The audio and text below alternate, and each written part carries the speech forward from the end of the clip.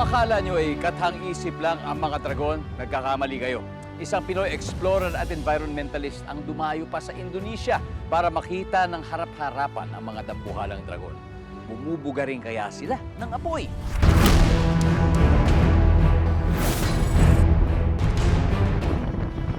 Minsan na tayong isinama sa safari ng amazing Pinoy adventurer na si Greg Yan nang magpunta siya sa Serengeti National Park sa Africa.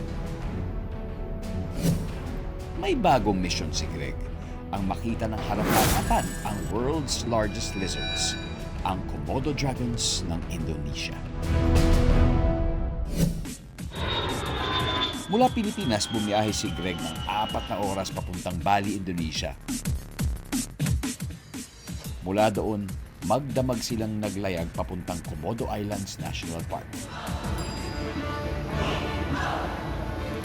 We're already here in Komodo Island, and as you can see, the terrain is very hot, very dry.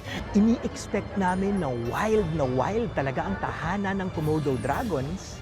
Ngunit kami ay nagulat to find out na meron pala mga taong nakatira sa Taman National Komodo or Komodo Islands National Park. We haven't seen a dragon yet, but hopefully we'll get lucky. Ang Komodo dragons ay 3 beses na mas malaki kaysa sa bayawak ang modern-day dinosaurs na ito, na may bigat na 150 pounds.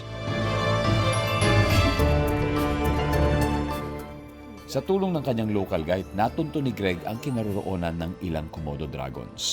These are the Komodo dragons. They're bigger than I thought, Ari. Yes, of course. This is you very lucky because you see the 2 dragons here. The big one, 3 meters. Bilang mailap or wild na animals, bawal silang lapitan, ngunit pwede naman pala. Basta't meron tayong kasamang official na Indonesian ranger. Endangered species na ang mga ito at less than 5,000 Komodo dragons na lang ang nabubuhay sa ating planeta ngayon. Ang isang paraan to conserve Komodo dragons is to support locally and responsibly run ecotourism packages. By keeping an endangered animal alive, nakikinabang lahat ng mga grupo. Kung mauubos ang mga Komodo, siguradong apektado ang iba pang nilalang, kabilang na ang mga tao.